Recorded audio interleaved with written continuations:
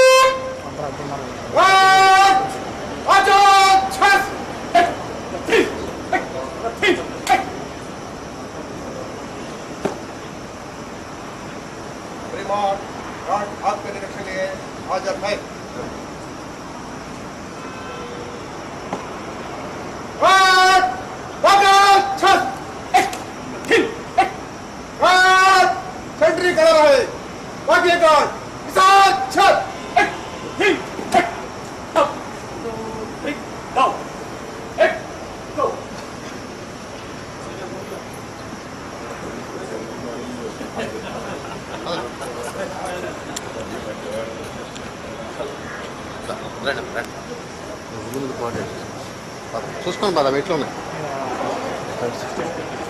పద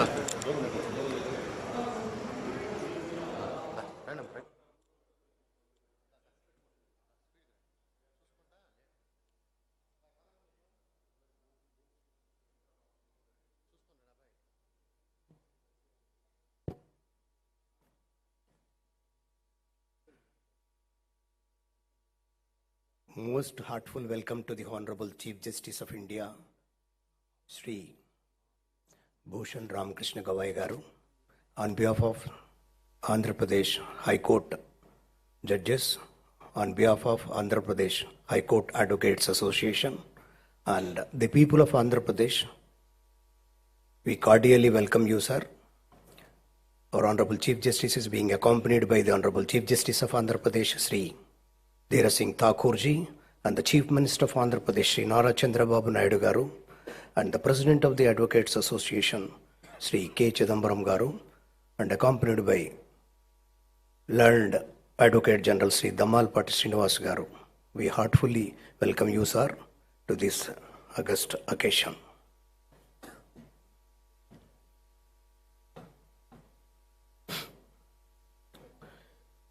Good morning, everybody.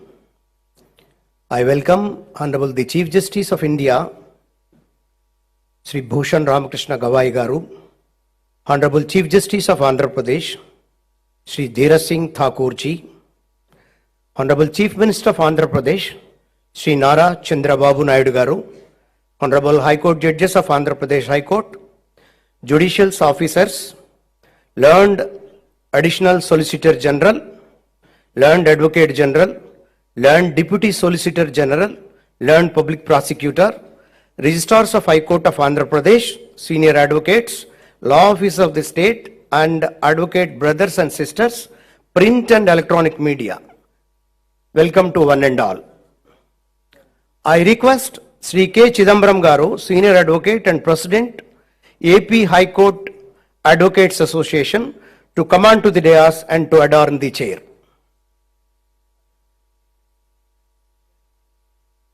I request Ms. Chidambaram to come on to the dais.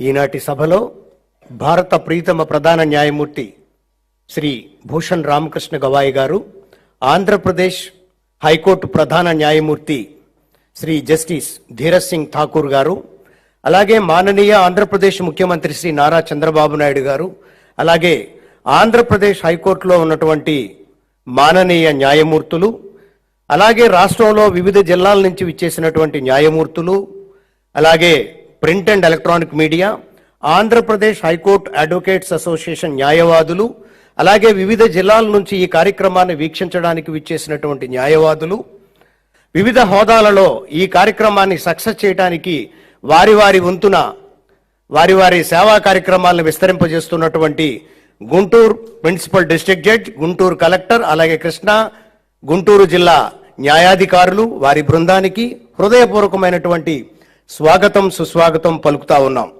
ఈనాటి కార్యక్రమంలో మాననీయ ప్రీతమ ముఖ్యమంత్రి శ్రీ నారా చంద్రబాబు నాయుడు గారు, ఆంధ్రప్రదేశ్ హైకోర్టు ప్రధాన న్యాయమూర్తి జస్టిస్ ధీరజ్ సింగ్ ఠాకూర్ గారు, అలాగే ప్రియతమ అతిథి శ్రీ రామకృష్ణ భూషణ్ గవాయి గారు ఈ కార్యక్రమంలో పాలు పంచుకొని ఈ కార్యక్రమాన్ని విజయవంతం చేయడానికి విచ్చేసినటువంటి ప్రింట్ అండ్ ఎలక్ట్రానిక్ మీడియా, అలాగే రాజ్యాంగాన్ని పరిరక్షించడానికి, ప్రజాస్వామ్య పరిరక్షణలో మూలస్తంభమైనటువంటి రాజ్యాంగాన్ని ప్రేమించడానికి, రాజ్యాంగపు విలువలను నిబద్ధతని తెలియజెప్పడానికి 75 వసంతాల పండగని అంగరంగ వైభవంగా జరుపుకోవడానికి విచ్చేసినటువంటి ఈ కార్యక్రమంలో మీ అందరికీ చప్పట్ల మధ్య అందరికీ స్వాగతం సుస్వాగతం పలుకుతా ఉన్నాం.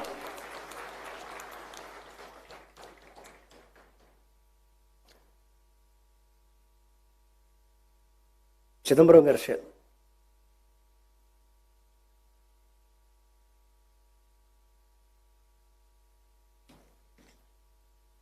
నందు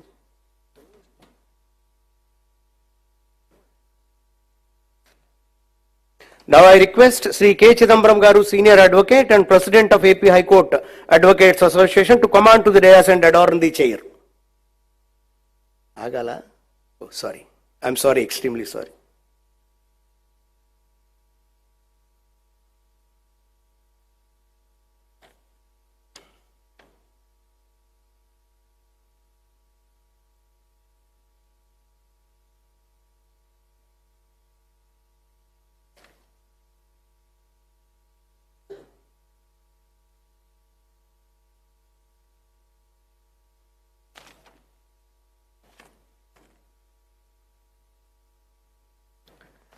రాజ్యాంగానికి సంబంధించినటువంటి 75 వసంతాల పండగలో ఒకటి గుర్తొస్తుంది.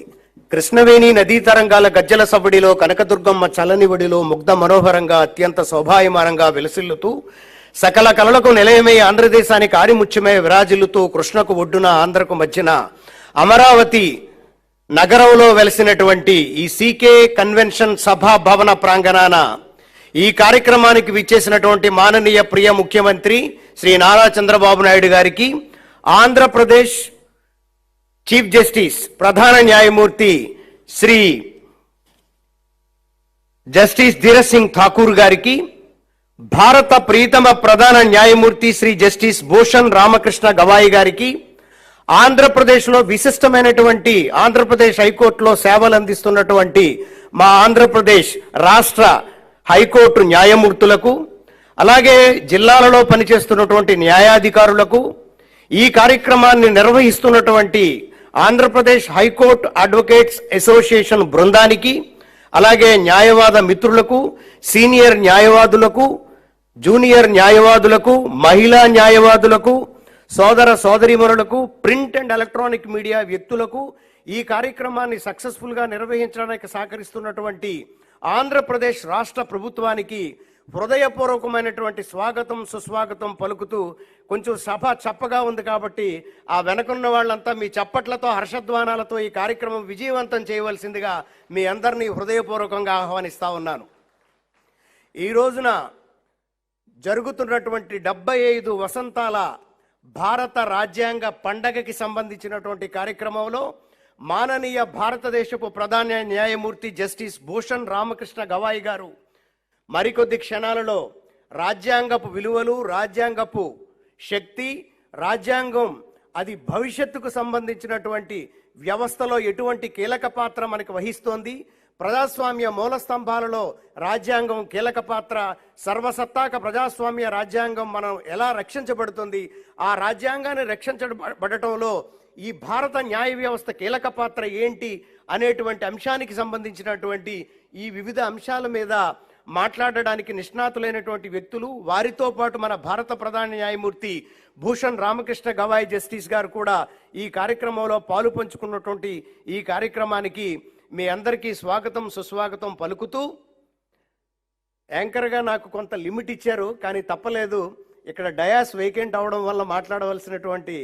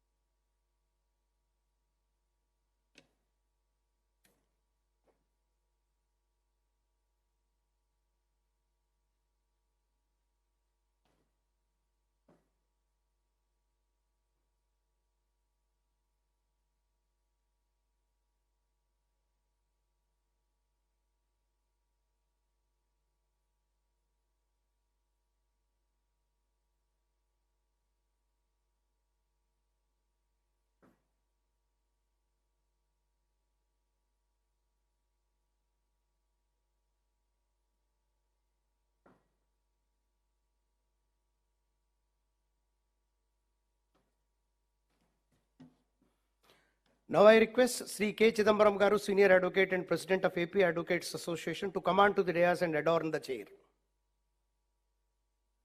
Shri Chidambaram Garu, the President of the Association, is coming. And I request Shri AVS and Murthy and Shri Kiran Babu to present bouquet to the President of the Bar Association.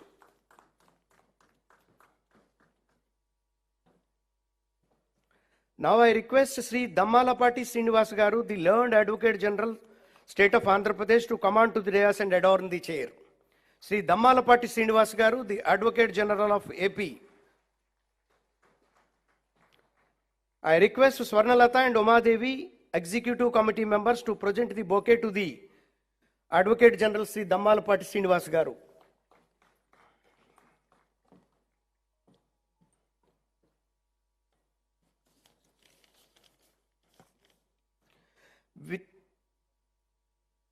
With immense respect and admiralty, I invite our beloved Chief Minister of Andhra Pradesh, Shri Nara Chandrababu Naidu Garu, to come on to the dais and to adorn the chair.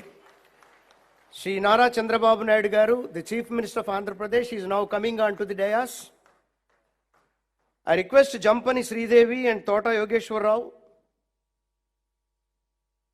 to accompany the Chief Minister of Andhra Pradesh. I request Sri Subodh, General Secretary, and K. Dhiraj, Executive Committee Member, to present a bouquet to the Honorable Chief Minister of Andhra Pradesh.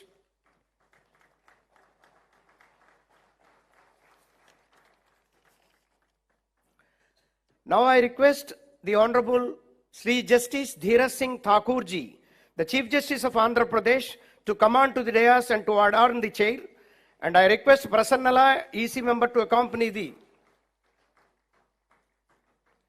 I request Pitani Chandrasekhar, Joint Secretary, and Kone Satyanandarao, Executive Committee members, to present a bouquet to the Honorable Chief Justice of Andhra Pradesh, Justice Dhiraj Singh Thakur ji.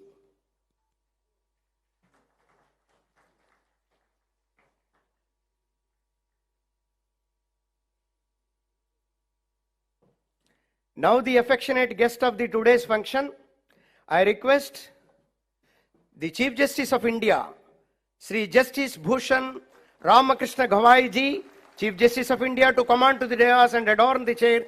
I request all the people to give the big round of applause to the Honorable Chief Justice of India. And I request Mr. Murthy and Kiran Babu to accompany the Honorable Chief Justice of India. Welcome you, sir. And I request Mr. K.V. Raghuveer, the Vice President, and Y. Durga Rao, the Treasurer of the AP Advocates Association, to present the bouquet to the Honorable Chief Justice of India.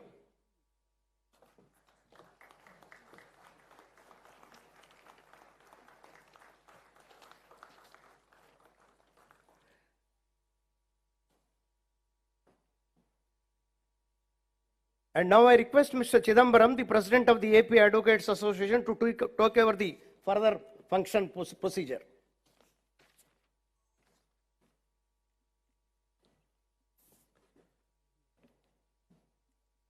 Now prayer by N. Shobha, Judicial Officer.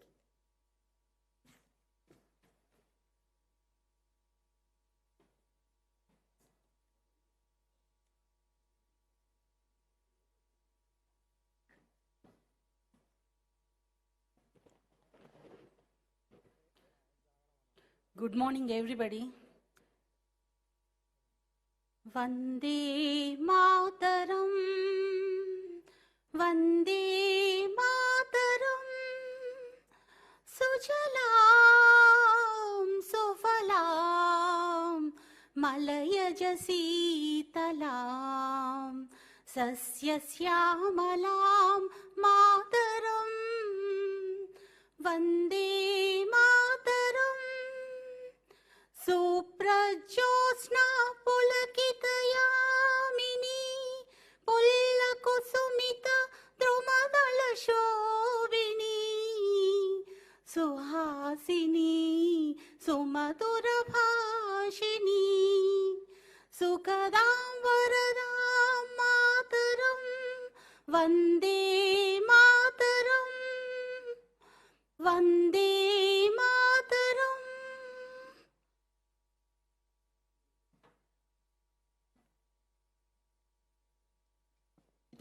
Now I request Honorable the Chief Justice of India and other dignitaries on the dais for lighting of the lamp.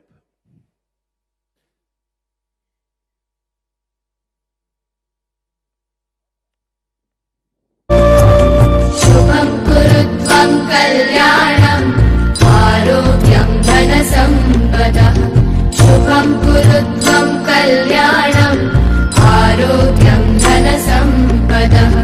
Shatrubuddhi vinashaya Deepajyotir namostute Deepajyotir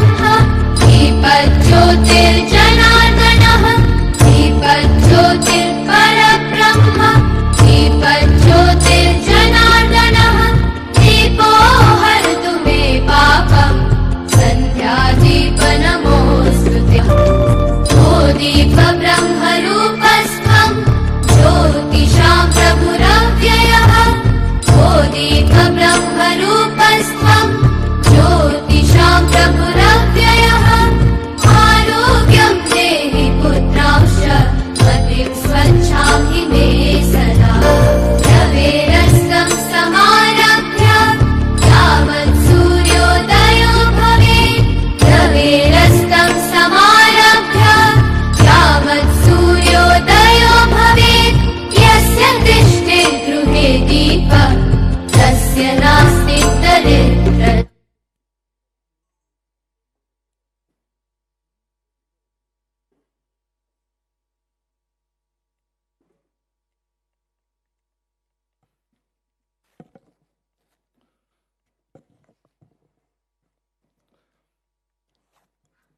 Good morning, everybody.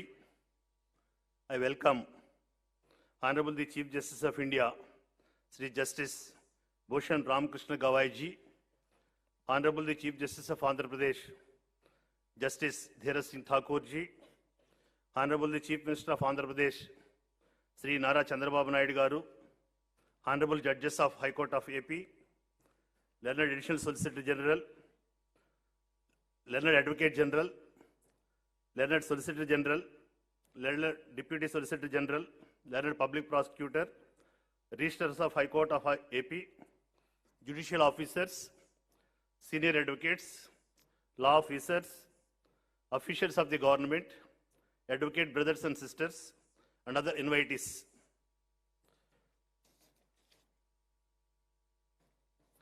It is a profound honor and privilege to extend a heartfelt welcome to the Honorable the Chief Justice of India, Justice B.R. Gavai, on behalf of AP High Court Advocates Association and everyone gathered here today in Amaravati.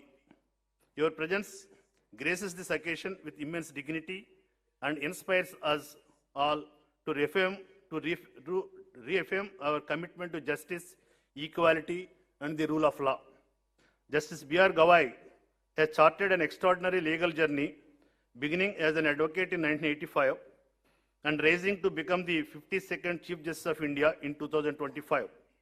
His distinguished tenure as a governmental pleader, public prosecutor, and judge of the Bombay High Court for over 14 years stands as testament to his exceptional legal acumen and unwavering dedication to public service, profoundly shaping his understanding of the law as a powerful instrument for the empowerment and welfare of citizens.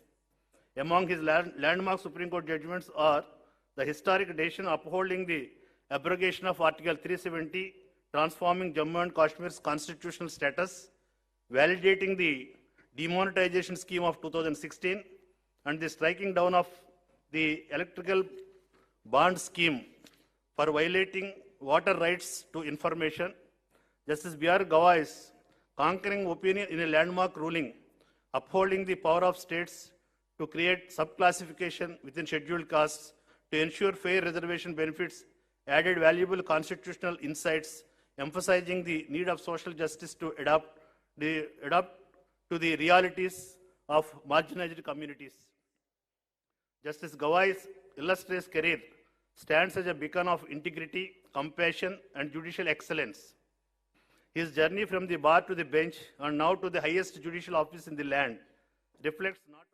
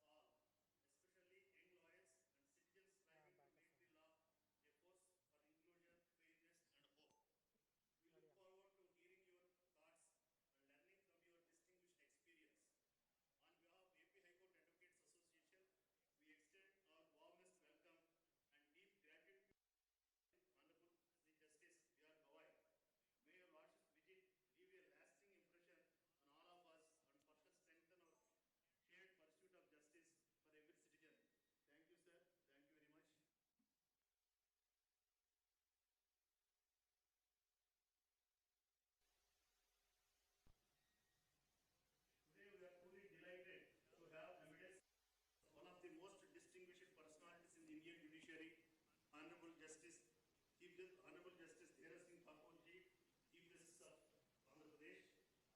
Justice Thakur ji began his legal career after enrolling as an advocate with the Bar Council of Delhi in 1989. Later shifting his practice to Jammu and Kashmir High Court in 1990. Over the years, he built reputation for his deep understanding of constitutional, civil, and taxation law. He was elevated as Judge of Jammu and Kashmir High Court in 2013 and subsequently served with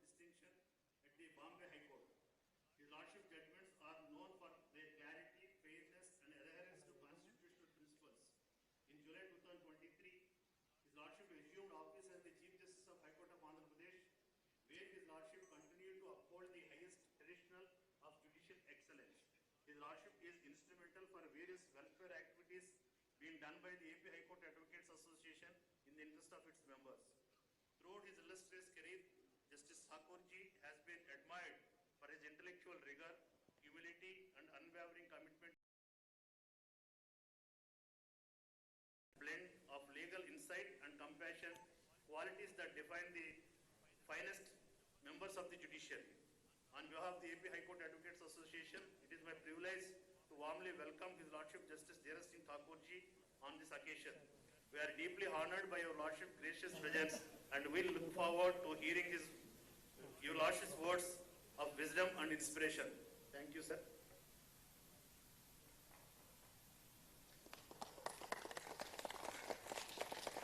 Today, we are privileged to have among us a visionary statesman and a leader who has been instrumental in steering Andhra Pradesh towards progress and prosperity. The Honorable Chief Minister of Andhra Pradesh, Shri Nara Chandrababu Naidu.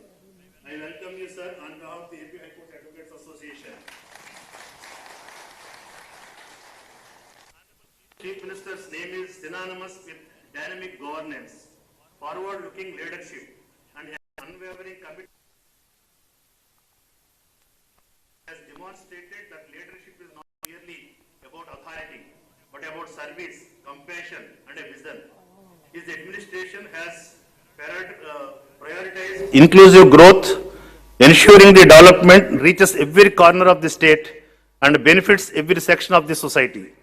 Under his stewardship, Andhra Pradesh has witnessed remarkable transformation across sectors, be it infrastructure development, digital governance, education reform, agriculture modernization, or social welfare. His focus on empowerment, particularly of farmers, women, and youth, reflects a leadership grounded in empathy and foresight. He has consistently emphasized that progress must be both sustainable and equitable, echoing the true spirit of democratic governance. Beyond policies and programs, what truly stands out is his ability to connect with the people. His approachable and compassionate manner has earned him immense respect and trust from citizens across all walks of life. His governance reflects a deep understanding of local needs, coupled with a global outwork, a combination that continues to place Andhra Pradesh on a progressive and spiritual path. On behalf of everyone gathered here today, I extend our warmest and most respectful welcome to the Honorable Chief Minister of Andhra Pradesh. Sir, your presence here adds great significance to this occasion, and we are deeply privileged to have you among us. We look forward to hearing your words of wisdom, which will no doubt inspire and guide us towards continued excellence and collective progress. Sir, I would like to take this opportunity to respectfully respect your kind consideration for allotting a suitable parcel of land in the Amaravati area to the AP High Court Advocates Association at a reasonable cost. This will enable the members of the AP High Court Advocates Association to construct at least apartments on their own resources, fostering cooperative housing development and supporting their housing needs. Thank you, sir. Thank you very much. Now I request the Learned Advocate General to speak on the occasion. Thank you, one and all.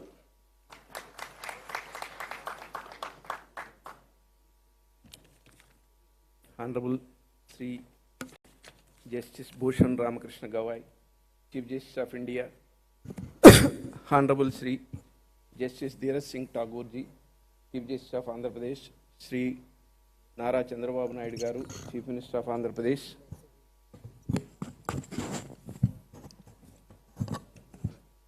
Honorable Judges,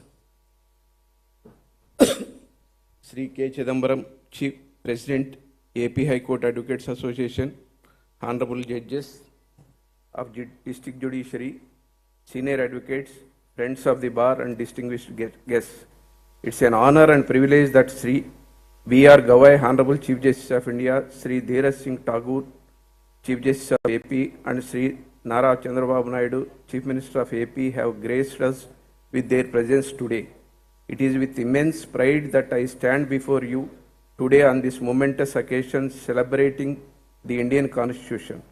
On the 26th November 1949, the Constituent Assembly of India gave its final approval to the Constitution of India, and we remember and celebrate that milestone as the Constitution Day.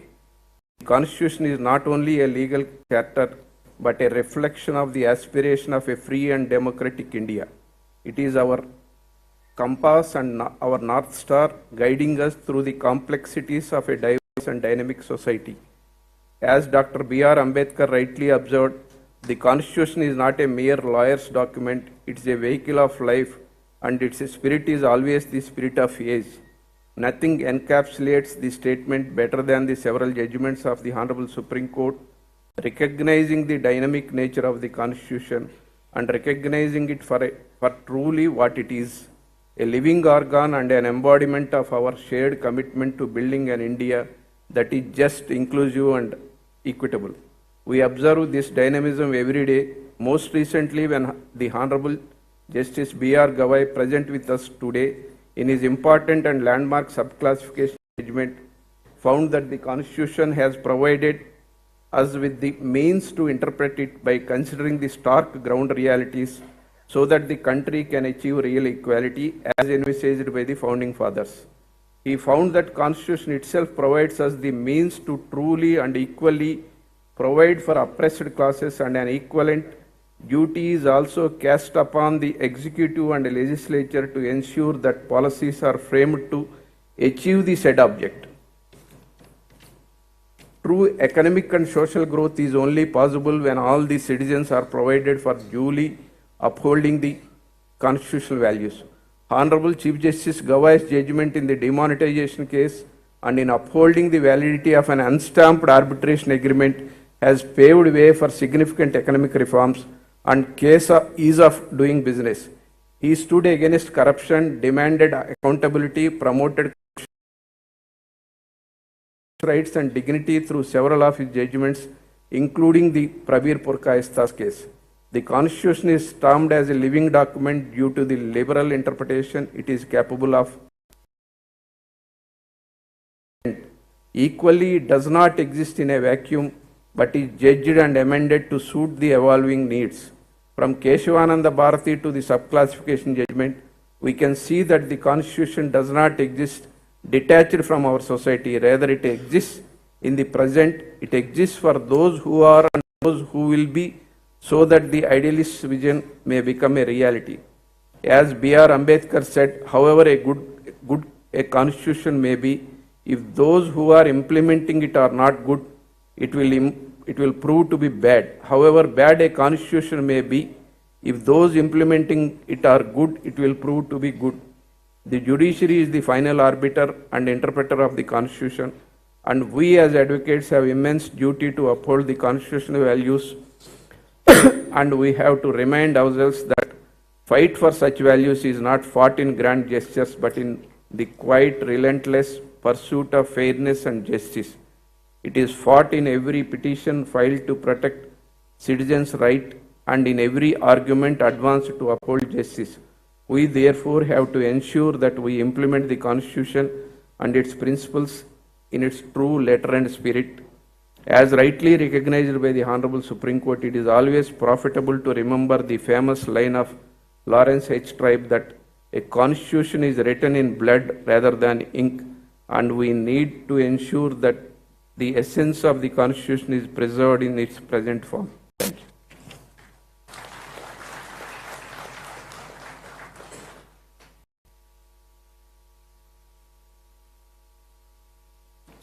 Now it is a turn of our visionary leader and dynamic Chief Minister of Andhra Pradesh, Nara Chandrababu Naidu garu. I request you, sir, to address the gathering on this occasion.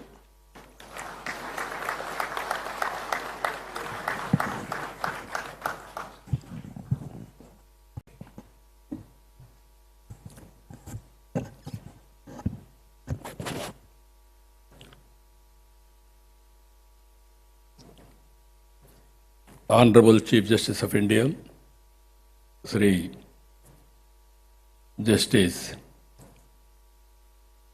Bhushan Ramakrishna Gavai garu, Honorable Chief Justice of High Court, Government High Court, Andhra Pradesh, Shri.Justice Dhiraj Singh Thakur Garu, Honorable Judges of High Court of Andhra Pradesh, Advocate General Dammalapati Srinivas Garu, President of Andhra Pradesh High Court Advocates Association and Senior Advocate Chidambaram Garu, General Secretary of Andhra Pradesh High Court Advocates Association Subodh Garu, other distinguished advocates and also other invitees, friends. It is a great privilege to be at an event being hosted by the Andhra Pradesh High Court Advocates Association and graced by none other than the Chief Justice of India. We are in Amaravati. I am very happy to notice he came from Amaravati. Both are synonymous for historical. All people in India believe Amaravati is the angel's capital. So, always His Excellency, Honorable C.J. during his career have seen very simple, humble, down to earth, while discharging his duties is always upright. Even we have delayed our meeting for 2 minutes. Reason is he wanted to maintain equality. People will say equality. He is practicing equality. That is how we can understand his philosophy. I really appreciate him. I have seen so many judges, honorable judges, and also CJs in respect to time. But I have seen new human being in Gavai ji. That is where I am admiring him. That is how he is conducting. If you see his track record, from the beginning, with a impeachable record, he left a great legacy as 52nd CJ of India. People will remember all his judgments. I am poor in judgments because I am only a politician. I know what to do people. Then by taking advice from judiciary, how to do according to law.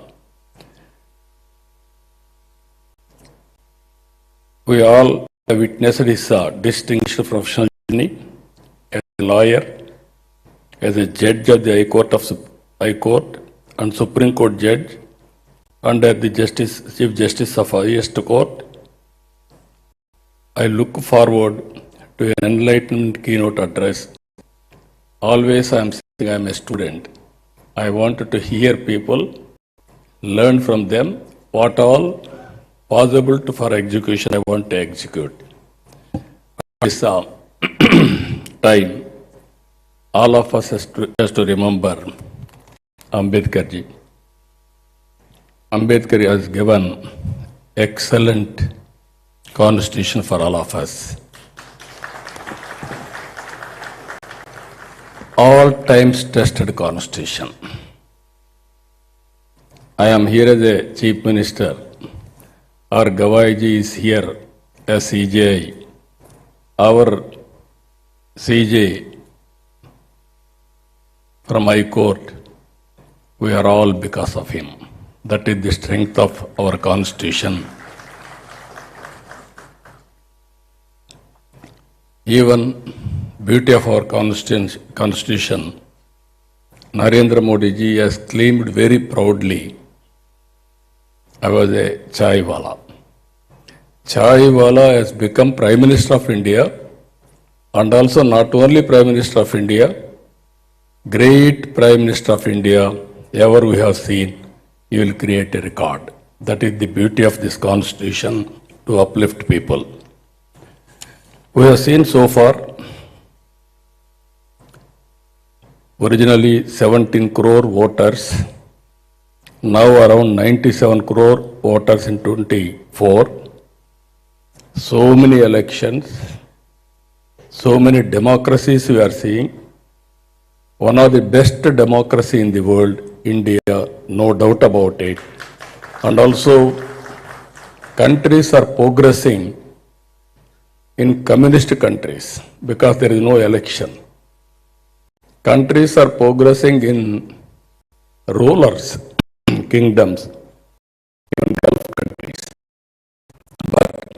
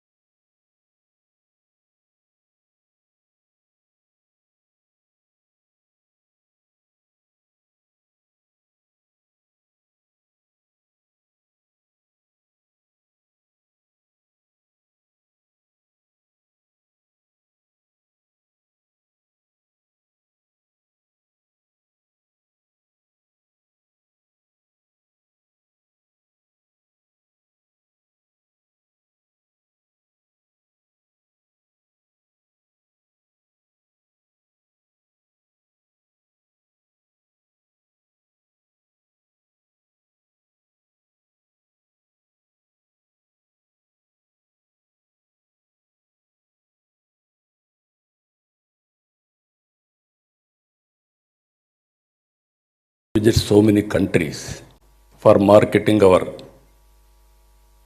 economy or investments. Everybody used to see India very poor light. As a matter of fact, they used to say Hindu growth rate, equaling by saying 2%. At that time, China used to grow double-digit growth. One is, after economic reforms, thinking process has been changed. People are viewing in different way.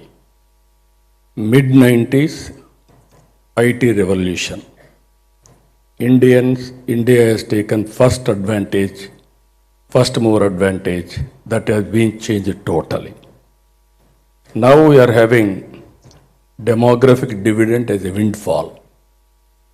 Even recently, Taiwan, I had a delegation with them. Being a high-tech country, all innovations are going on. 23 million population. They need people from India. Only in future, India can supply human resources for the global community. They may be very strong in technology and also hardware and software, but nobody can replace human beings. That is the biggest challenge world is facing, but India is going to have that advantage. I wanted to place before all of you, we have seen Narendra Modi's regime today. 2011 or 2014, 11th largest economy. Today we are 4th largest economy. By 1 year we are going to become 3rd largest economy. By 2038 we are going to become 2nd largest economy.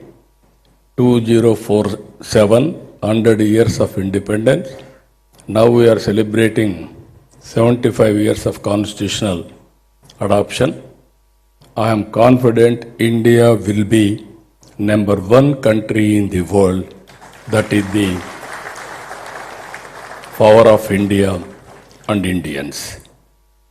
And also here, if all of us can see, Indians as on today all over the world, highest per capita income earners. By 24/7, Indians will be globally most influential community. It is going to happen. In this context, 4 pillars of democracy. I want to share this type of intellectual forum. Always if you see legislature, executive, judiciary, media, always legislatures, once in 5 years you have to face elections. People give mandate, then only will come to assembly. Executive is a permanent body. They are having tenure. Judiciary, compared to other fields, more stability. And also whenever there is something going wrong, you are correcting and putting democracy in right spirit. That is how things are happening. Now media has come. I have seen media. Once only All India Radio. That is only the news breaking agency. Afterwards I have seen newspapers. Only one paper. At one time, Hindu paper used to come. That is only the paper, trusted paper. After that, electronic media has come. Now social media has come. Social media, every person is an editor. Every person is a writer. They can write anything. They can express their views. They can do character assassination also. No exemption for anybody. For me, for judiciary, for everybody.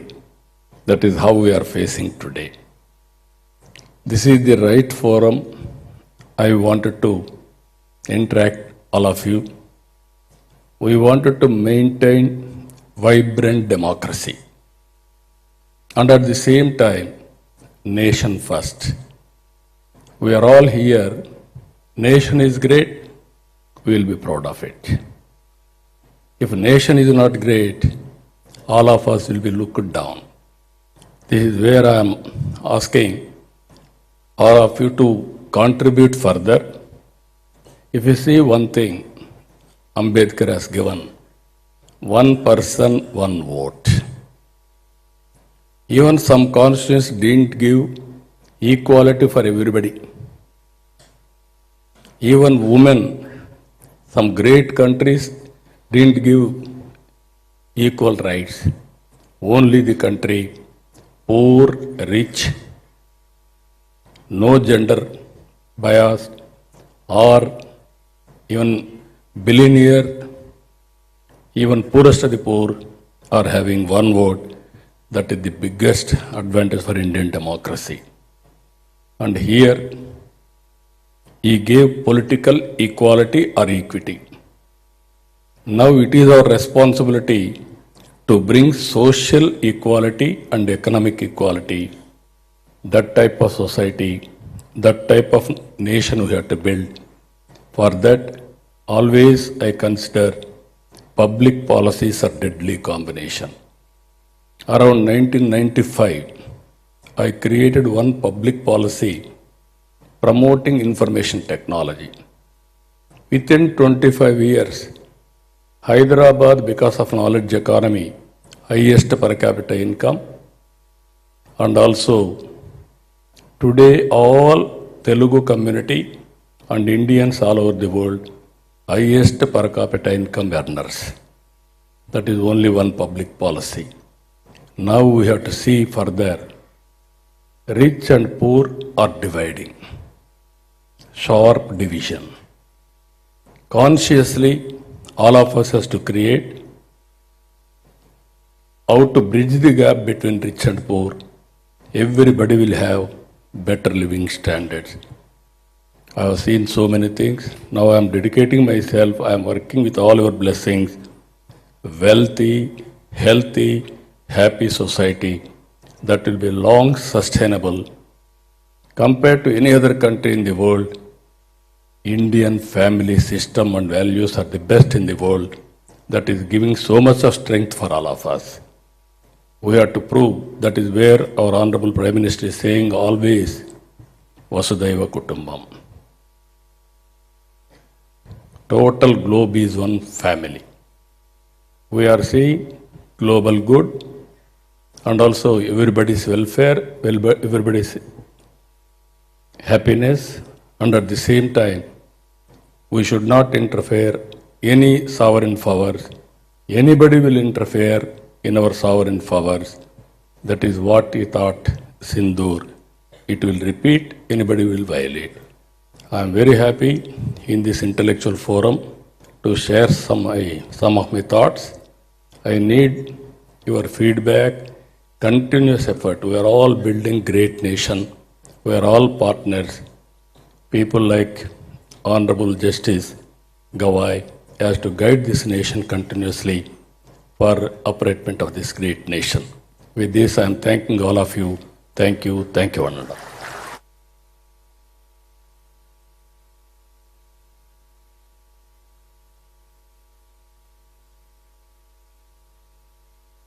Now I request Honorable Justice Dhiraj Singh Thakur ji, Chief Justice of High Court of Andhra Pradesh, to address on this occasion.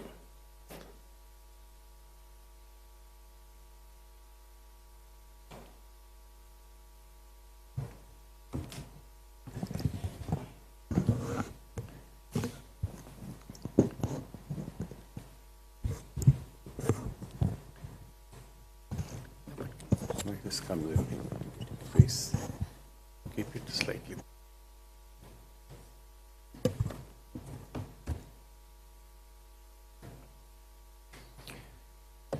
The Honorable Chief Justice of India, Shri Bhushan Ramakrishna Gavai, Honorable Chief Minister of Andhra Pradesh, Shri Nara Chandrababu Naidu, Learned Advocate General Shri Damalpati Srinivas, President Andhra Pradesh High Court Advocates Association Shri K. Chidambaram, esteemed brother and sister judges, judges from the district judiciary, distinguished members of the bar, ladies and gentlemen.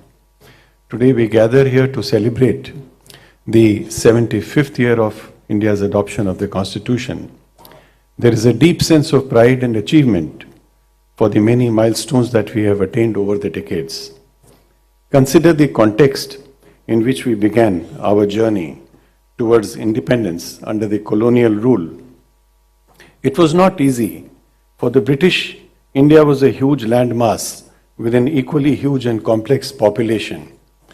What was missing was a sense of accountability to the Indian people as the source of authority vested in Britain and not in the Indian people. On the other hand, the mass of the Indian people who were the non-elite, the concept of constitution, democracy or rights was alien. In many ways, their suffering, exploitation and oppression made them realize the value of freedom and human existence. Indeed, it was a paradox that over time, even as the British themselves became democrats at home, they continued to deny to the Indian people their basic rights and freedoms.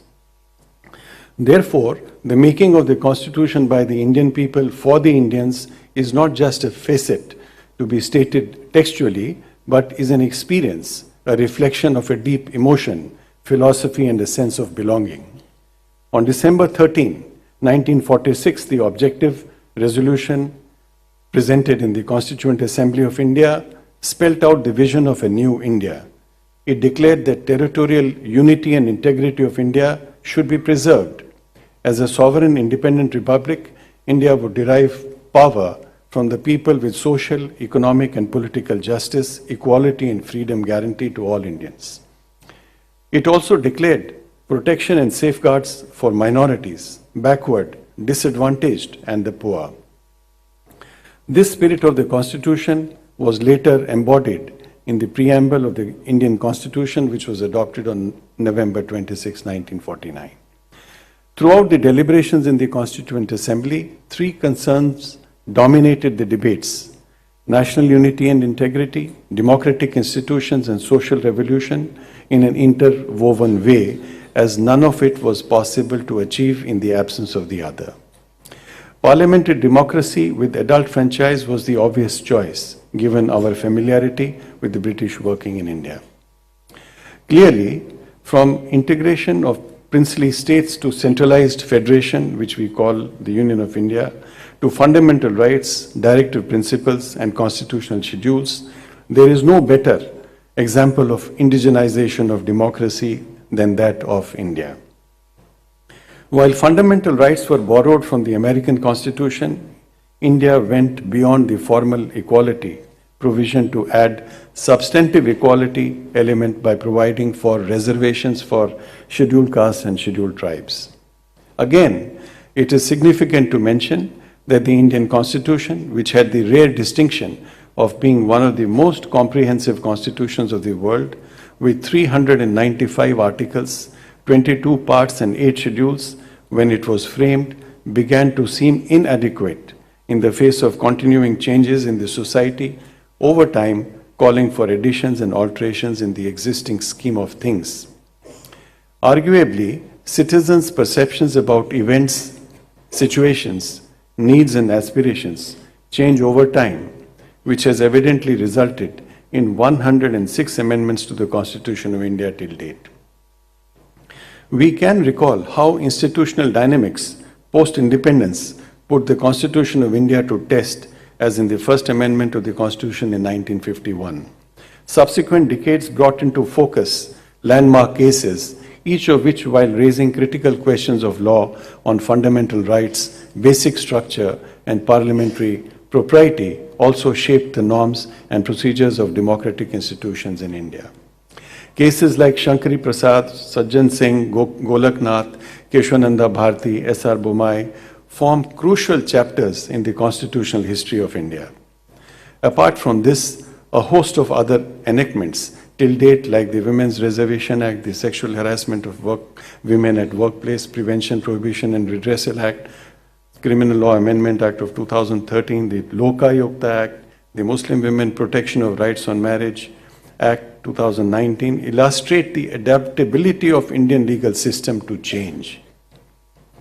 India has also moved forward in the domain of rights. A wider interpretation of Article 21 by the judiciary has brought some socio-economic rights from the directive principles within the scope of fundamental rights. Finding the right balance between the aspirations of a society and the sanctity of the Constitution has been a key element in India's continuity as an unfailing democracy. A combination of political and democratic institutions, including independent judiciary, free press, free media, a federal structure, and competitive multi-party system, among others, has all the way helped India to constantly invent and negotiate the contours of the Constitution to provide equality of opportunity, participation and inclusion for all sections of the society, keeping in view the specific regional, cultural, and economic realities of the time. Let us not forget that the mere existence of the Constitution does not guarantee a liberal state and can vary in form, content, and implementation. India has the unique distinction of adopting a Constitution which has not only given us a sense of dignity, identity, and self-worth, but also an exceptional design for governance that has been a source of our strength, stability, and endurance as a democratic nation. Therefore, the sense of purpose, commitment, and faith invested by the founding fathers of the Indian Constitution must serve as a constant reminder for every Indian not only to respect the Constitution but also protect it in every way. Thank you.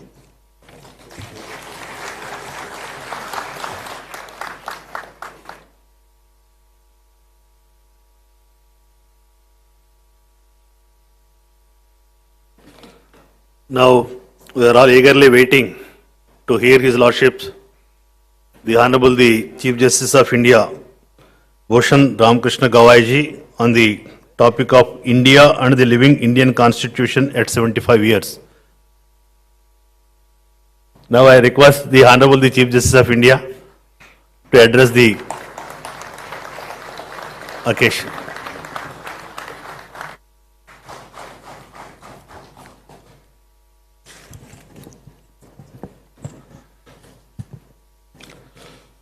Honorable Sri Nara Chandrababu Naidu Garu, the Honorable Chief Minister of State of Andhra Pradesh, Honorable Shri.Justice Dhiraj Singh, Thakur, the Chief Justice of the Andhra Pradesh High Court, and all the Honorable Judges of the Andhra High Court present here. Shri Ramalpati Srinivasan Garu, the Learned Advocate General for State of Andhra Pradesh, the Learned Additional Solicitor General for Union of India, Shri K. Chidambaram, the President of the Andhra Pradesh High Court Bar Association, all the other office bearers of the association, the senior government officials, the collector, the SP, the learned district judge of the district, and all the members from the district judiciary, the senior advocates, members of the bar, and friends. It's a matter of great pleasure for me to be here to speak with you on the successful journey of the Indian Constitution for last 75 years. It's a matter of great coincidence that after I took oath as the 52nd Chief Justice of India, the first function that I attended was at my native place, Amravati, and it was graced by my esteemed senior colleague and one of the greatest sons of the Andhra Pradesh, Chief Justice Ramna, who, without being invited, was kind enough to come all the way to Amravati to bless me. And now, before I end my journey as the Chief Justice of India, in a couple of days, the last function that I am attending is again at Amravati. So, the journey which begins at Amravati will be ending at Amravati. Both the Amravatis have a great historical significance. Our Amravati in Maharashtra is known as Indrapuri, the land of Indra, and similarly I think the Indrapuri here is also, Amravati here is also known as the land of Indra. I am really grateful to the Honorable Chief Minister, the Honorable Chief Justice of the High Court, and the members of the association, the President of the association, for inviting me and giving me an opportunity to speak with you on the 75-year journey of the Indian Constitution. The subject that I have been given to speak is India and the living Constitution at 75 years. As all of us know that, as the Honorable Chief Justice referred to, after the Constituent Assembly was constituted, the objectives resolution was placed before the Constituent Assembly on 9th of December 1946. It was presented by the then Prime Minister of the interim government, Honorable Shri Jawaharlal Nehru. Dr. Ambedkar, who was merely a member of the Constituent Assembly, was called upon to address by the President of the Constituent Assembly, Shri Rajendra Babu, within 4 days, that is on 13th of December 1946. Dr. Ambedkar said that he was not ready to speak because, going by seniority, his turn would have come much later. But since he was called upon, he said he will share his views. And Dr. Ambedkar said that no doubt that the objectives resolution as presented by the Jawaharlal Nehru is pragmatic, but he said it is lacking of two basic things. Dr. Ambedkar said that the objective resolutions provides for the rights, but it doesn't provide for remedy. And he said that rights without remedy are meaningless. And therefore we find that the very foundation of Article 32 in the Constitution of India, which enables every citizen to knock the doors of the Supreme Court of breach of fundamental rights, finds its place in the first address made by Dr. Ambedkar before the Constituent Assembly. Likewise, he said that coming from Pandit Jawaharlal Nehru, and who represents the Congress ideology, He stated that there is nothing in the objectives resolution which provided for the social and economic equality. And therefore we find that the directive principles of the Indian Constitution, Part 4 of the Indian Constitution, which provides for directive principles, which is an instrument to achieve social and economic justice, also finds place in the Constituent Assembly, in the Constitution. As all of us know that our Constitution stands on the 4 pillars of justice, liberty, equality and fraternity.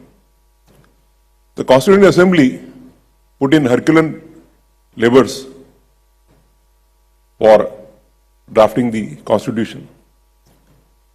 2 of the speeches of Dr. Ambedkar, the first one on 4th of November 1948, wherein he presented a draft Constitution to the Constituent Assembly, and the last one on the 25th of November 1949, wherein he replied the debates on the draft Constitution, are, I think, most important speeches which every student of law should read. And as the Honorable Chief Minister said that he is a student, I am also a student of law, because I always consider that whenever a judge or a lawyer considers that he has now learnt everything, that is the end of a career as a lawyer or as a judge.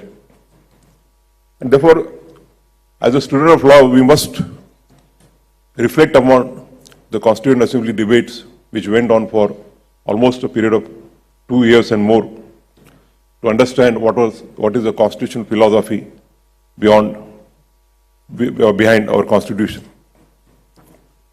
As the Honorable Chief Minister said that Dr. Ambedkar always considered, or rather for every citizen, the nation must be first. And Dr. Ambedkar in his first speech on 13th of December said that whenever the destinies of the nation are involved, the destinies of the individuals, the destinies of the ideologies, the destinies of the leaders, the destinies of the political parties are totally irrelevant, and what is most important is the destiny of the nation. And therefore, in the heart of Dr. Ambedkar, it was India as a nation which was the most important. Coming to the main subject, that India and the living Indian Constitution at 75 years. Dr. Ambedkar always considered that a constitution cannot be a static document. It has to be evolving, it has to be organic and a living document. And therefore, the Article 368 provides for the Constitution, for the amendment of the Constitution. There was criticism on Dr. Ambedkar that on one hand he was criticized that the powers to amend the Constitution are too liberal, and on the other hand it was criticized that some of the amendments which require ratification by 2/3 of the states, by half of the states and 2/3 majority of the parliament were too strong, and it was difficult to achieve an amendment in this manner. He said that wherever the amendments were necessary for answering the socio-economic challenges, the Constitution could be amended in a simpler way. But however, wherever a foundation of the Constitution like the independence of judiciary, the federal structure or the other important aspects are concerned, the power to amend the Constitution could not be simple, and therefore it was necessary that some more stringent conditions were required for amending the Constitution. As we see that we gave our Constitution to ourselves on the 26th of November 1949, and which came into effect from 26th of January 1950. The apprehensions as expressed by Dr. Ambedkar came to be true within a short period. In 1950, immediately after the constitution came, the state of Tamil Nadu, then the state of Madras, had issued a government order providing for reservation for the scheduled caste and scheduled caste. The same came to be challenged before the Madras High Court on the ground that it was contrary violation of Article 14. The said challenge was upheld by the Madras High Court. It was carried before the Supreme Court in a constitution bench judgment. And in the celebrated judgment of Champakaran versus the state of Madras, the Supreme Court upheld the judgment of the Madras High Court and held the provision of reservation to be unconstitutional. And therefore we find that in the very first amendment in 1951, the amendment which was moved by none else than Pandit Jawaharlal Nehru, Article 15 was amended so as to provide for reservation for the backward classes. Similarly, between 1946 to 1950, various states, in order to provide for agrarian reforms like the Ceilings Act, like the Agricultural Tenancy Acts, had enacted various laws. Those laws were challenged. Some of the high courts upheld the validity of the laws. Some of the high courts negated the validity of the said enactments. And therefore, in order to bring about clarity, the same amendment also inserted Article 31A and 31B so as to provide for the agrarian reforms.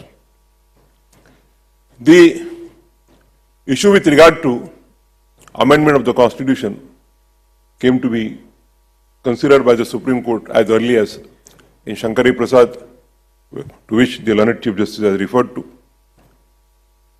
And by a unanimous verdict, the 5 judges held that the Parliament's power to amend the Constitution cannot be restrained. It was held that if the Parliament, in order to answer the socio-economic challenges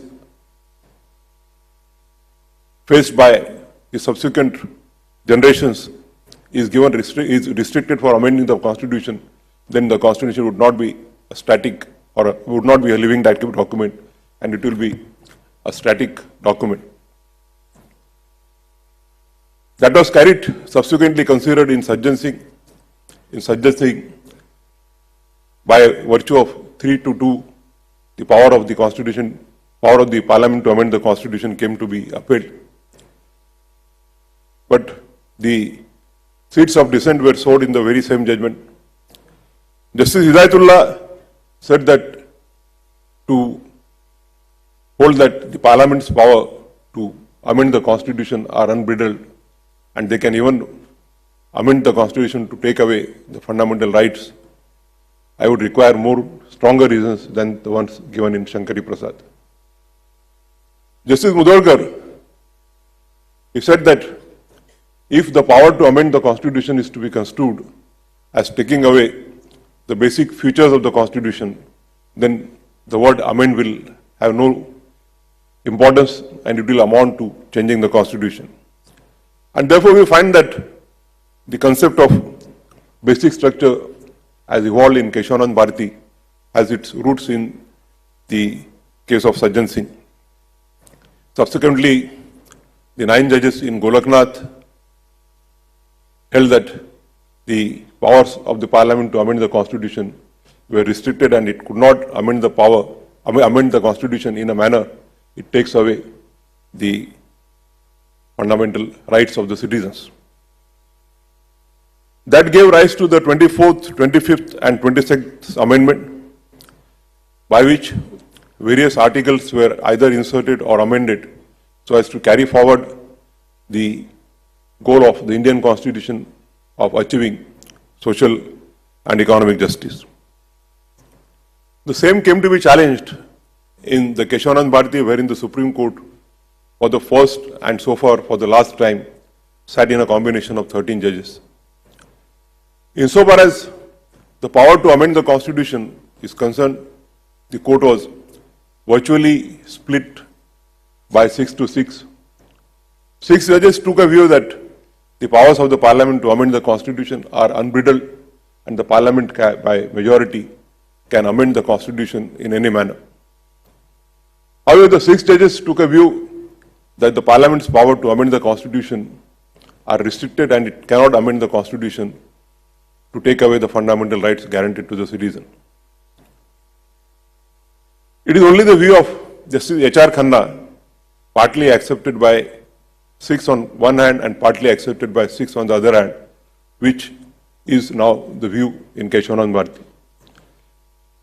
Justice Khanna held that though the parliament can amend the power even to take away the fundamental rights, it cannot amend the constitution in a manner in which it takes away the basic structures of the constitution.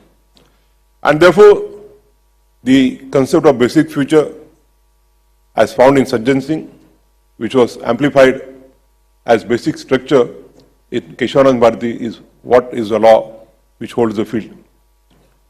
Various principles like the federal structure of the constitution, the separation of 3 wings, the executive, the judiciary, and the executive, judiciary, and the legislature, the independence of judiciary, the supremacy of the constitution were held to be the basic structures which were subsequently evolved in various judgments, including the one in S.R. Bombay.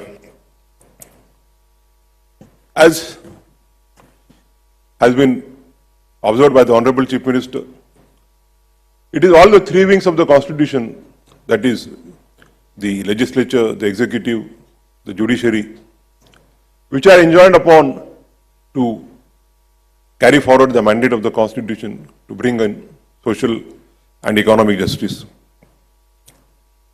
One of the greatest weapons for promoting the social and economic justice as envisioned by Dr. Ambedkar was Part 4, that is the directive principles. And though we see that from 1950 to 1973, the tilt of the courts was always that wherever a conflict arose between the directive principles and the fundamental rights, the supremacy of the fundamental rights was always recognized. It was felt that wherever there is a conflict between the directive principles and the fundamental rights, the directive principles will have to give its way to the fundamental rights. It is for the first time in Keshavanand Bharati that this conflict was resolved. Though the court was virtually split on the question of Parliament's power to amend the Constitution, it was unanimous to hold that the directive principles and fundamental rights together and together alone are the soul of the Constitution. And therefore, Keshavanand Bharati held that the fundamental rights as well as the directive principles are together are necessary for progress of the nation. It was held that fundamental rights are those rights which are necessary for a human being, for a citizen to live a dignified life as a human being. Whereas the directive principles were the principles which govern the state, the legislature, and they guide them in order to enact the laws and take steps to further the promise of economic and social justice. Some of the honorable judges also held that the courts are also states within the meaning of Article 12, and therefore it is the duty of the courts also to interpret the laws and decide the cases in accordance with the directive principles. And therefore we find that in the 75 years of the Constitution, we have found the executive, the legislature, and the judiciary to be on the same page, and particularly after 1973. Many of the laws have been enacted in furtherance of the promise of the social and economic justice, like the Agriculture Ceiling Act, wherein a person cannot hold an agricultural land beyond a particular holding. The tenancy laws, wherein those persons who were tenants of the agricultural lands became owners thereof. And these all laws were held to be constitutional by the court taking recourse to fundamental rights, particularly Article 39, 2B and C, which ensures the equitable distribution of the resources of the country. Though the fundamental rights of the citizens were affected by such enactments, the Parliament, the legislatures enacted them and the courts upheld them.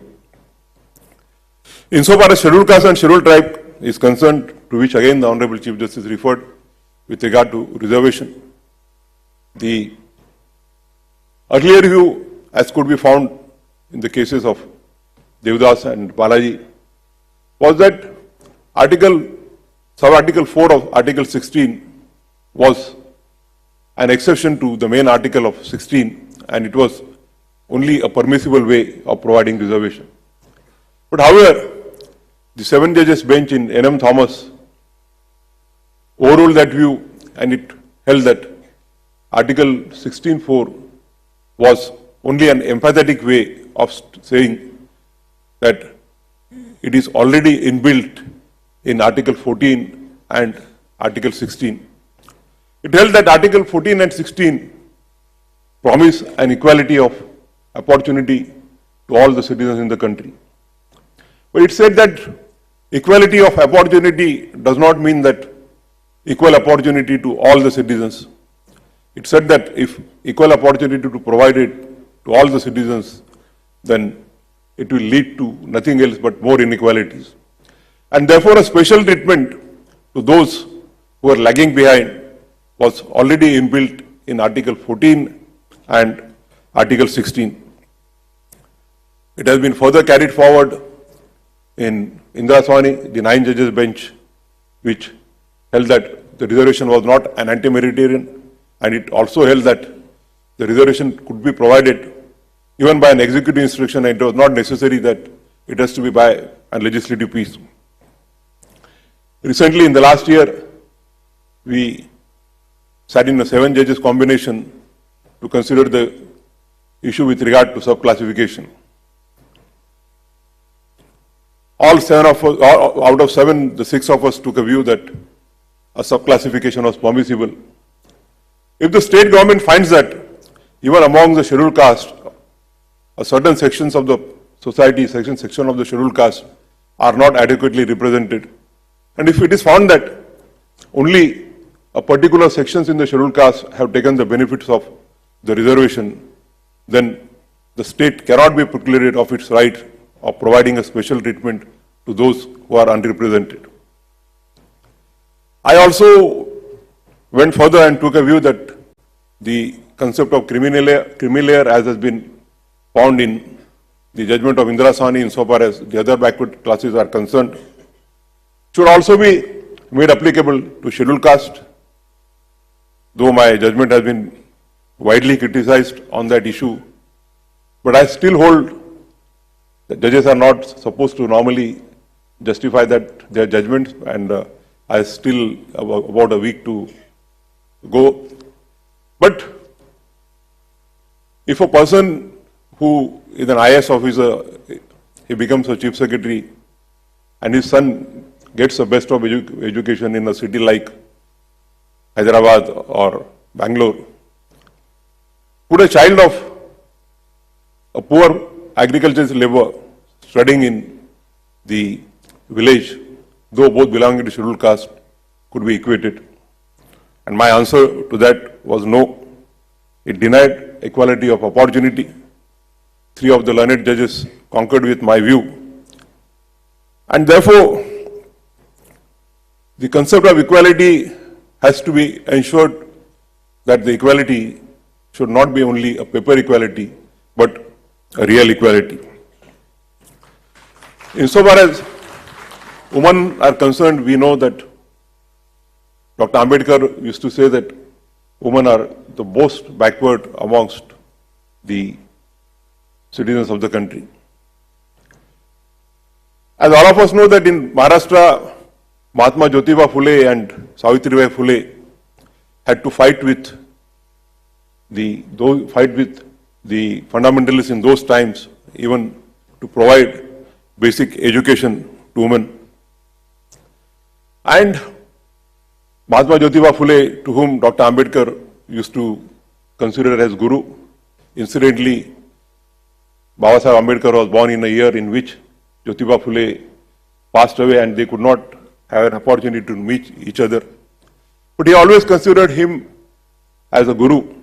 And Baba Sahib said that the women are the most downtrodden in this country and therefore he provided for equality, equal treatment to women. And we find that over the years, the equality or the women empowerment is gaining momentum in the country. The discrimination which was meted out to women was strongly criticized in the case of Nargis Mirza, wherein the women air hostesses, the rule provided that the woman air hostess on either getting married within the 4 years of employment or on the fourth pregnancy would discontinue as an air hostess. The Supreme Court said that a denial of an opportunity of a motherhood to a woman and availability of the same opportunity to a male hostess was patently discriminatory and set aside the said rule. In Vishaka, the Supreme Court laid down guidelines so as to prevent harassment to the working women at their workplaces. Subsequently, the Parliament enacted a law in order to bring Vishaka guidelines and give it a statutory force.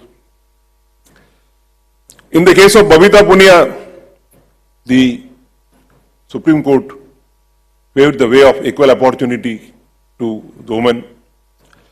And therefore we find that when I had been to Ladakh in the last year, we have our women soldiers even in the frontiers. I have been traveling to various states over the years after I joined the Supreme Court and addressing also the judicial academies. And I was happy to note that in some of the states, 60 to 70% women are selected as a JMFC. And therefore the country has also progressed towards the women empowerment, women equality.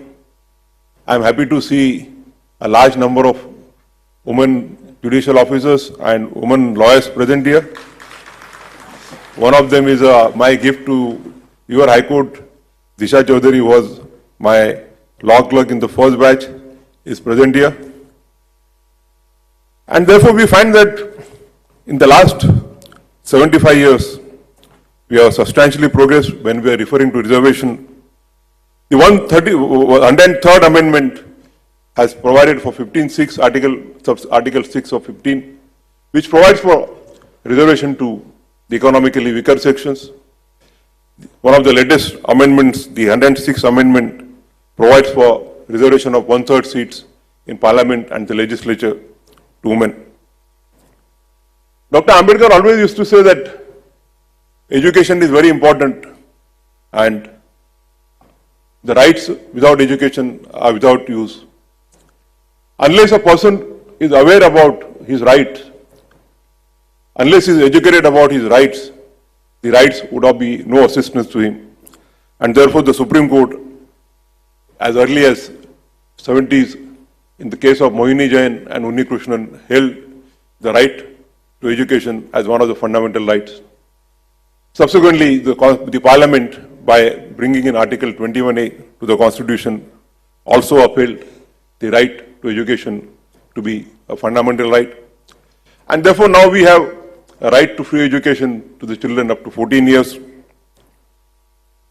By the subsequent amendments, the empowerment of the Panchayat Raj, the Jila Parishads, the Panchayat Samitis, the municipal councils, the Nagar Panchayats has also been exemplified.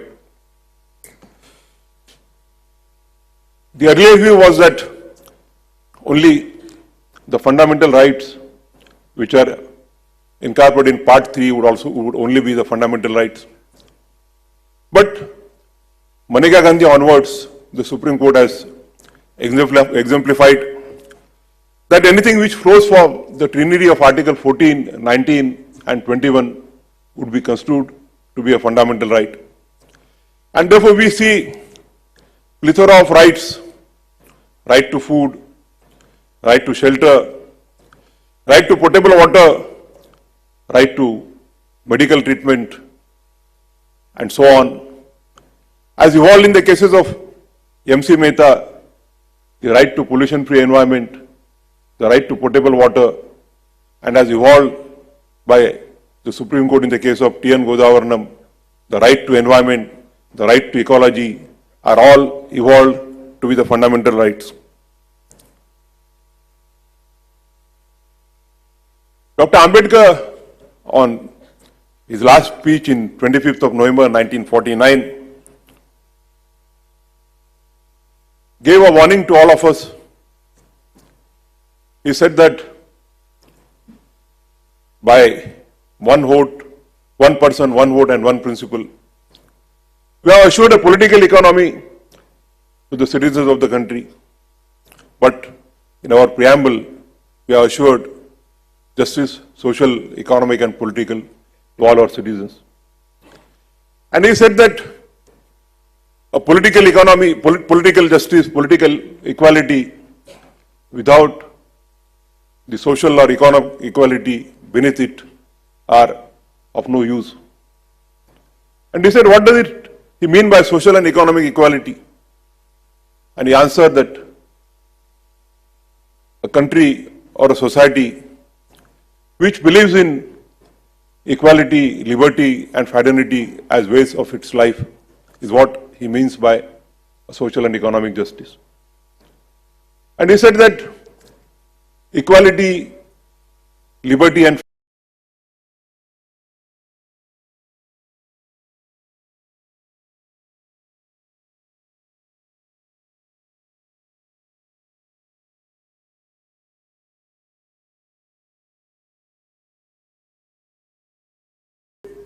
we have a society divided into 4 layers, 4 compartments, and such compartments where entry from one compartment to other compartment is not possible.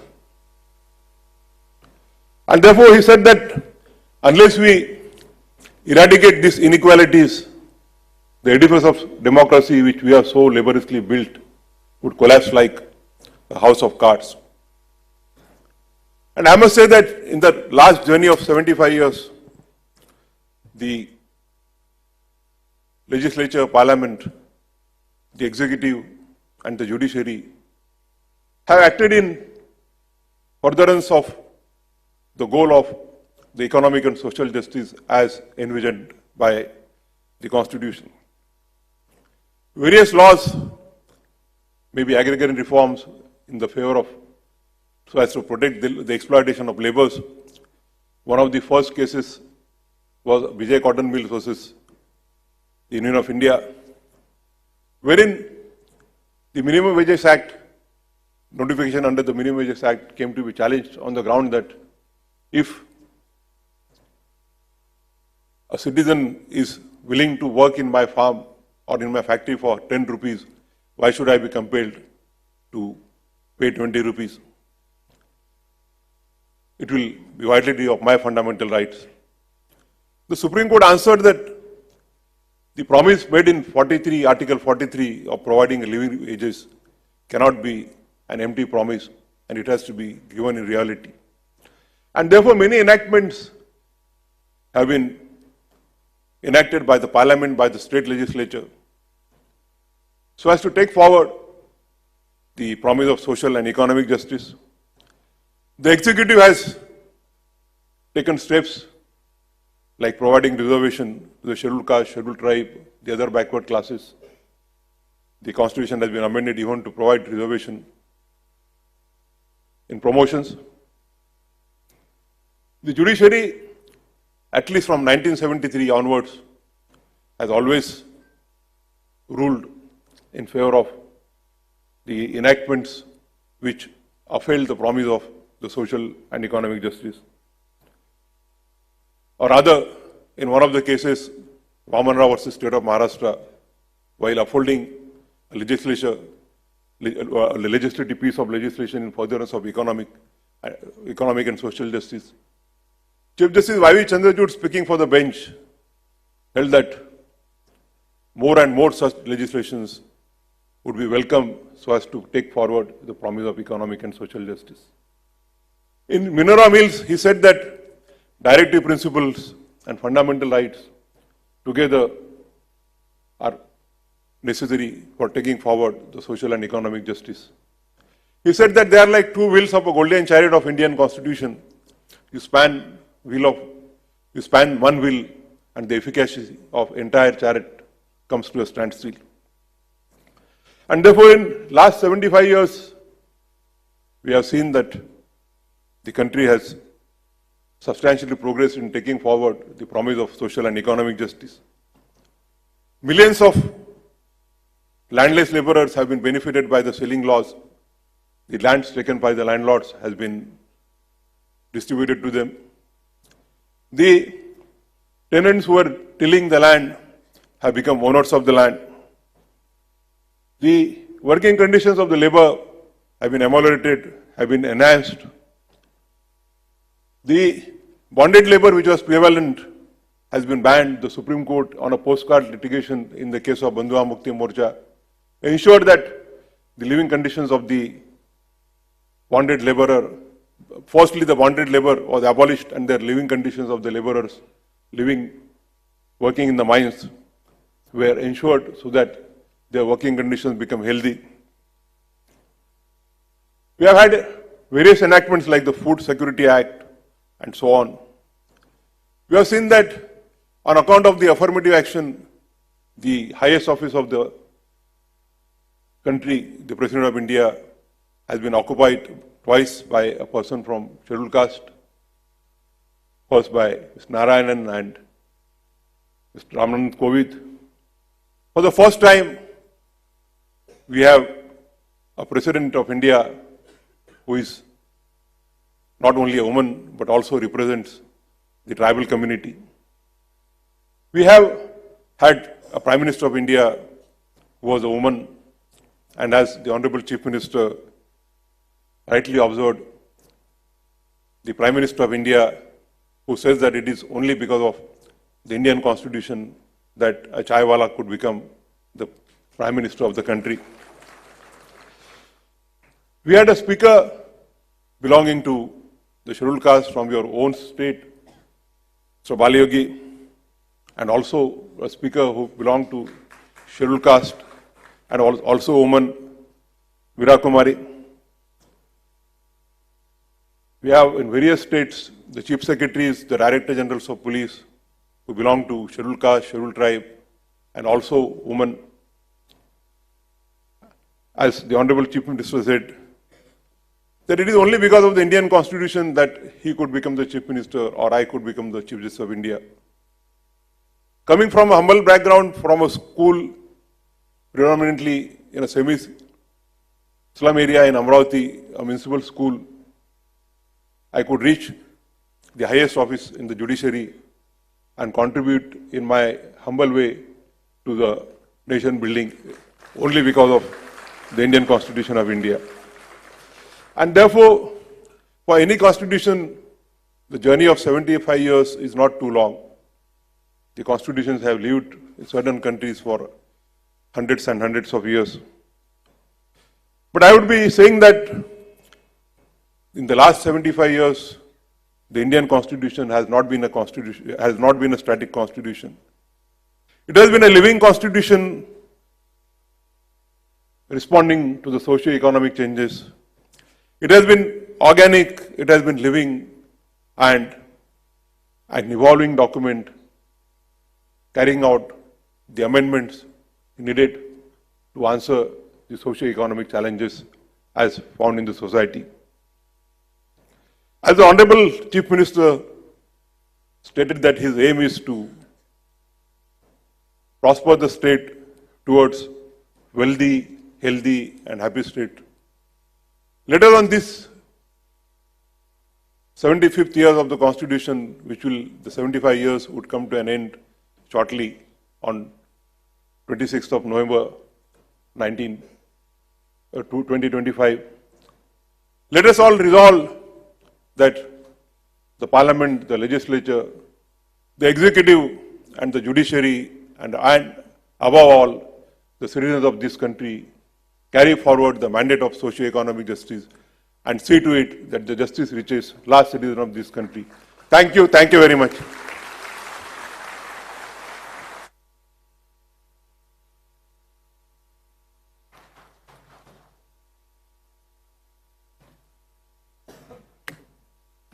Thank you very much, sir, in enlightening us on the today's topic, India and the Living Indian Constitution at 75 years. This title was invented by our Chief Justice, Justice Dhiraj Singh Thakur ji. Now I request all the dignitaries assembled here to stand up and give standing ovation to His Lordship Ji B.R. Gavai ji.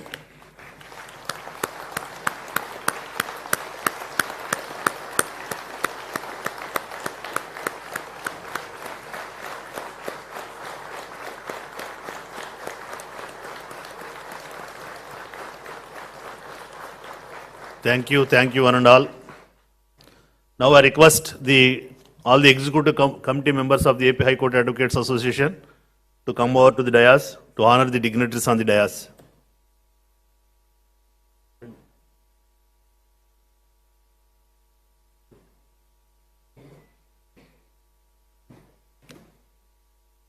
Now the felicitation to our chief guest, the Chief Justice of India, Justice B.R. Gavai ji.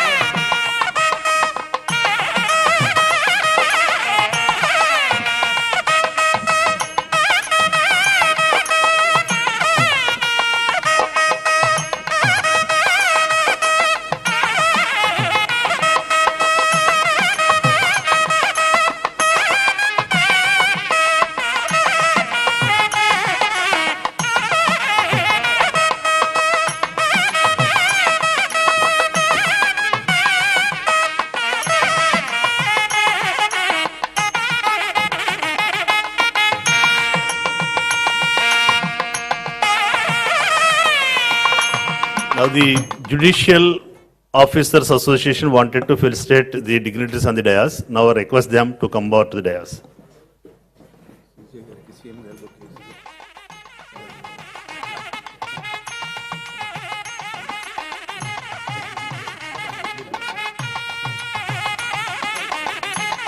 Now I request the Honorable the Chief Minister of State of Andhra Pradesh to give a presentation to the Chief Justice of India, Justice B.R. Gavai ji.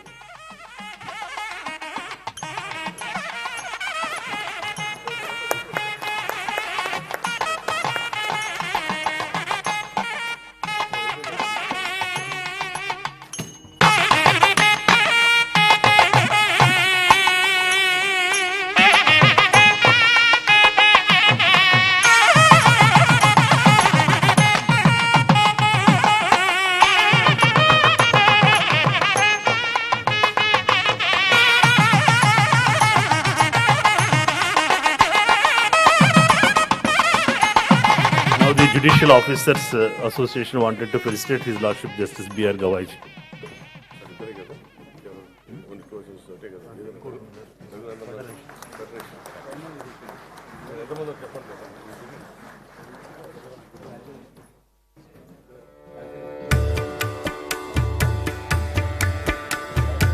Now the Federation of Advocates, that Bejawada Bar Association, Guntur Bar Association Presidents wanted to celebrate, felicitate His Lordship Justice P.R. Gavai.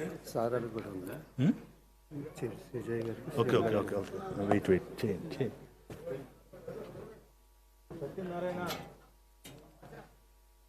Now felicitation to Honorable the Chief Justice of AP, Justice Dhiraj Singh Gavai.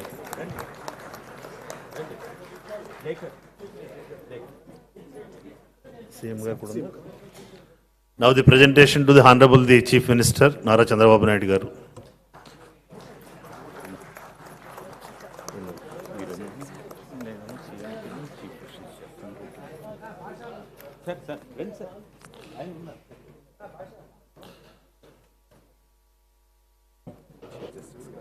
Now felicitation to the dignitaries on the dais by the Federation of Andhra Pradesh Advocates.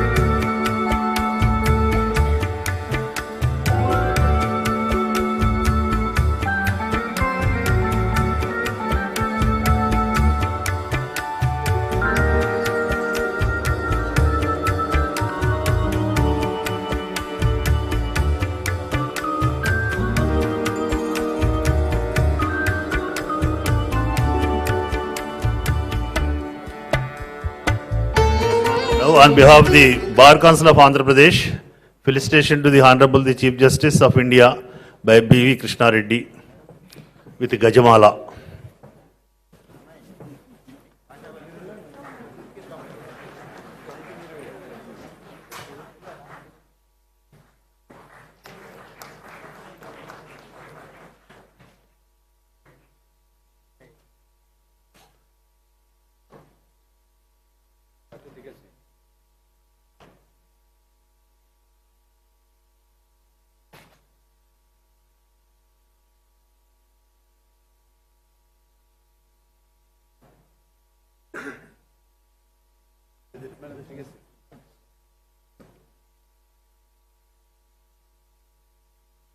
నేను చేసిన రిక్వెస్ట్కి chief minister గారు స్పందించారు. Advocates AP high court advocates అసోసియేషన్కి house sites ఇవ్వాలి అనే దాని representation అందరికీ ఇస్తున్నాం.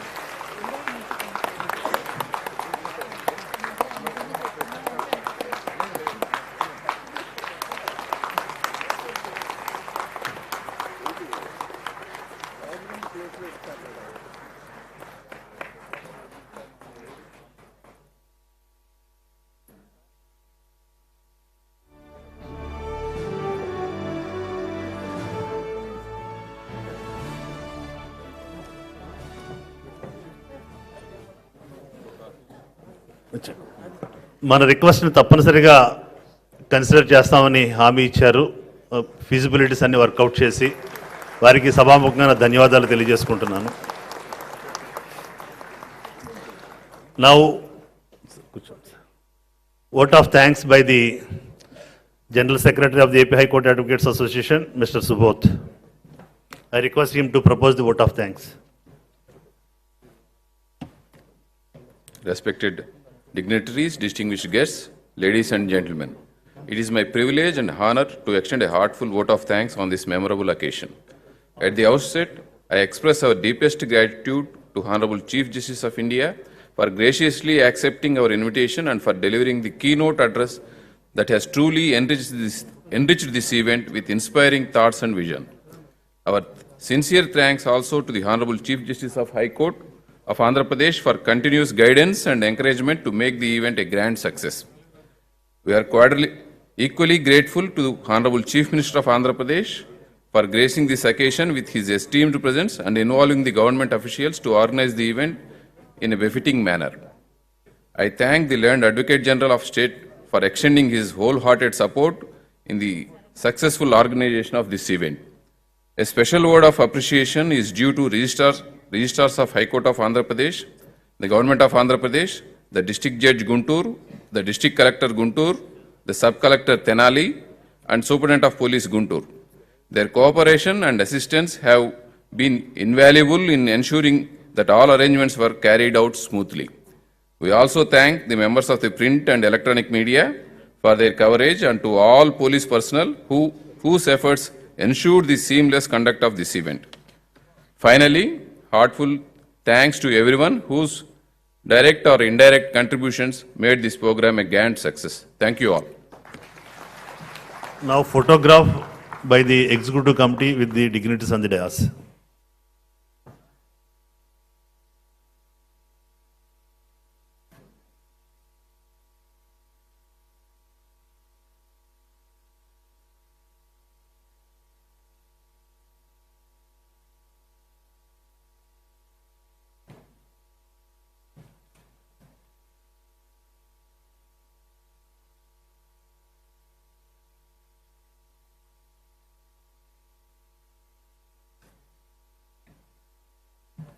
Now I request all the dignitaries to join for lunch. Lunch is arranged for the VIPs this side, the judicial officers this side. All the advocates, the lunch is arranged in hall number 1. Thank you very much, sir. Thank you very much, sir.